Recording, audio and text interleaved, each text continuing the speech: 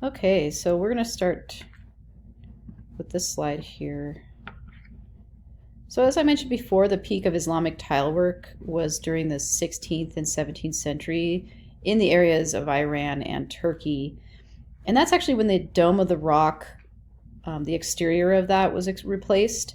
And you can actually tell just by looking at it that the tile work is actually from a later time period than the actual structure is from. And the tile work from the 16th and 17th century really does have a distinct look to it. Oops. So during this time period in Iran, the Safavids now ruled, and they ruled the ancient Persian domains that were once controlled by the Abbasids, the Seljuks, and the Timurids. The Safavids were the ones who installed the tile work on the walls, vaults, and minarets of the Seljuks' Friday Mosque at Isfahan, and they also built the Imam Mosque or Royal Mosque in the early 17th century. And so the use of glazed tile work goes back in history quite a bit, pretty far, especially in the Middle Eastern area of the world. If you think about the Ishtar Gate from Mesopotamia, that was actually, blue glazed brick, and it was very similar. So it's going back, this tradition's going back to all the way to Mesopotamia in this particular area of the world. Okay, so we'll keep moving here. This is mosaic tile work of the minarets of the Qibla, Iran, of the Friday Mosque in Isfahan, Iran, 16th century. You can see this is 16th century tile work. If you see really impressive looking tile work, it's probably from the 16th or 17th century, especially in the areas of Iran and Turkey. So we'll talk about this piece here. So every surface of the Imam Mosque in Isfahan, Iran is covered with glazed tile work done using the cuerda seca technique, which is that dry cord technique that we talked about in the earlier video. And with the macarnas pictured here, the tile workers had to manufacture a wide variety of shapes to match the curved surfaces of this work. So there's a lot of different shapes here, a lot of different recesses, and then even this area in here. So they had to create the tiles to the shape of the building using the cuerda seca technique. And with the cuerda seca technique, that's also, they paint the tiles in multiple colors. It's not like mosaic tile work where they paint one tile and then they break it up into pieces after it's fired and then use little pieces to make the motif. This is actually painted on in separate colors on one tile. It took a lot of time to figure out how to fire each piece in the right size and shape to fit all of the intricate recesses present in this macarnas. And this is in tile work of the entrance of the portal of the Imam Mosque in Isfahan, Iran. So we're going to move on already to some luxury arts. These are basically, smaller in scale and were often made for private use within residences. And they're considered luxury arts, like I said. And this is a realm in which Muslim artists really excelled. So we'll look at some, manuscript painting, some ceramics, textiles, some metalwork here in a little bit. And the work we look at here really illustrates the range and the quality of the minor arts, basically, of Islamic artists, basically. And we can see a large range as we look at these pieces, different, mediums, materials, and they range from the 13th to the 16th century. So we're going to talk about the Arbadil Carpets. And I'm having a really hard time saying these names, but the carpet pictured here is one of the largest from a pair originating from Iran. And they came from the funerary mosque of Sheikh Safi al-Din in Arbadil, Iran. It's made of wool and silk. The carpets are not as old as the mosque that they came from. They were actually added nearly 2 centuries after the mosque was made. during the reign of, under the reign of a man called Tamasp. Under Tamas, carpet weaving was elevated to a natural or a national industry. So royal factories were set up all over, one in Isfahan, Sashan, Kerman, and Tabriz. And the name Maqsad of Kashan appears as part of the design of the carpet illustrated here. Maqsad was probably an artist who supplied the master pattern to the teams of weavers. So there would have been a team for the other carpet as well, because this is part of a pair. This is the larger carpet that was found. And this particular carpet, the larger one that was found, is 35 by 18 feet and has roughly 25 million knots in it. And that comes to about 340 knots per square inch. So that's a lot. The carpet features a central sunburst medallion, which kind of represents the inside of a dome, and it's surrounded by 16 pendants. There are 2 mosque lamps hanging from the central sunburst on the longer part of the design of the. So here we go. Here's those lamps that are hanging from the sunburst in the middle. The lamps are actually of different sizes, and many think this is basically an optical device to make the 2 lamps appear to be equal in size when viewed from the end of the carpet at the other side of the room. Like I said earlier, this carpet is 35 feet long, so I'm guessing the smaller lamp would be in the far end of the room, as you entered the room, in the mosque. So I think this was actually made for a mosque because there's no pictures of humans or fauna or animal figures inside of it. It's all kind of just decorative motifs and abstracted forms and innate objects.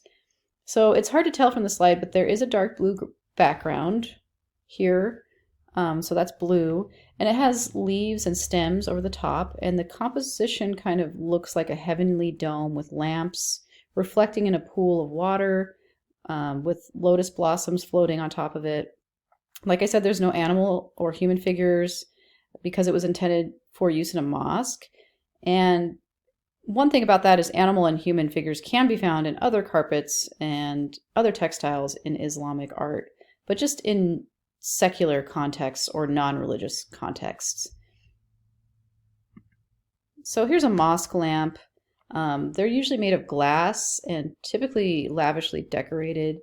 And even though they were very delicate, a lot survive today because the owners of these lamps typically treated them with great care.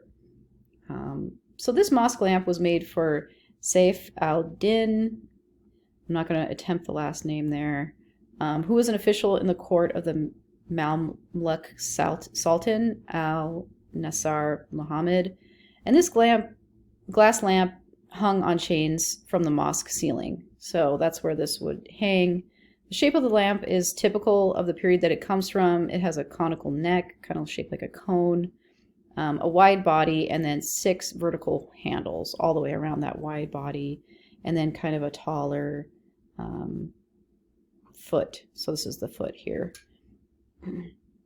Inside there would have been a small glass container that held the wick and the oil, and the decoration is made with enamel, which is made by fusing colors to the surfaces, usually with some sort of heat.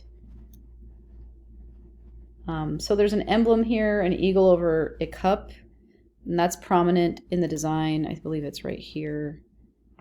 This is because the patron served as the Sultan's cupbearer. There's also some cursive and Arabic calligraphy that gives the name of the patron. And there's also a quotation from the Quran that compares God's light with the light in the lamp. And the lamp light dramatically illuminated that verse when it was lit.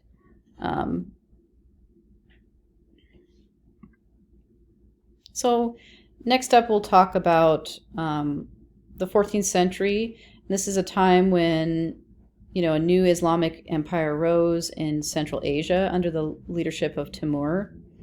He was known in the Western world as Tamerlane, but in the Eastern world, they called him Timur, and he was a successor to the Mongol conqueror, Genghis Khan. So like I talked about in the last video, the Mongols did come into certain areas of Asia, Central Asia, and they kind of took over. So we're talking about some of the Mongol successors here. The Timur is the successor that we're talking about, who's a successor to the Mongol conqueror Genghis Khan. And the city of Herat in particular became a leading center for the production of luxurious books under the patronage of Timurid Sultan Hassan Baikara.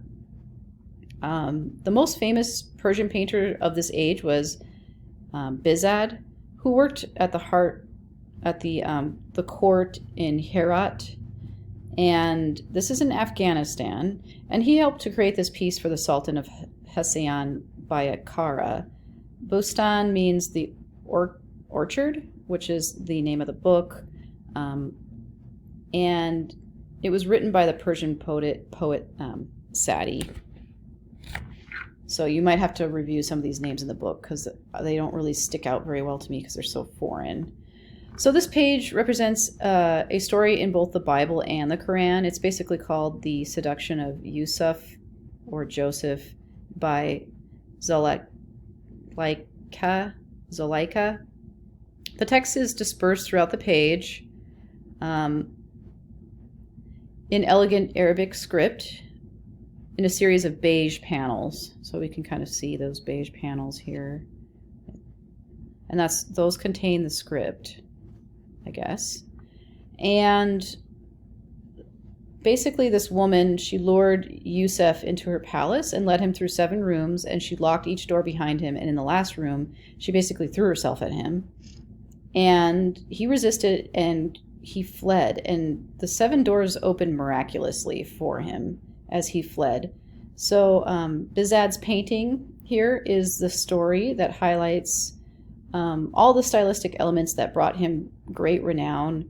Vivid color, intricate decorative detailing, luxurious textiled and tiled walls, brilliant balance between 2-dimensional pattern and perspective depiction of balconies and staircases. So we have all of those things happening. We do have a staircase here. He's famous for that. Here's some tile work. Here's a balcony here. So, and here she is kind of trying to seduce him, I believe. I think that might be her. I can't tell who's who, but that might be him fleeing, actually, and her trying to seduce him. But he's going to go through all the 7 doors that miraculously will open for him, and he'll escape. So the successors of the Timurids in Iran were the Safavids. Shah Tahmasp, the Safavid ruler, was a great patron of books. In 1525, he commissioned this book that it took about a decade to make this book, pictured here. It's an illustrated 742-page copy of the Shahnameh, which is the Book of Kings. The Shahnameh is a Persian national epic poem, and it tells the story of the history of Iran from the creation until the Muslim conquest. It contains 258 illustrations by many different artists, and eventually this book was given to Selim II of the Ottoman Empire, the Sultan, who was the patron of Sinan's mosque at Edirne.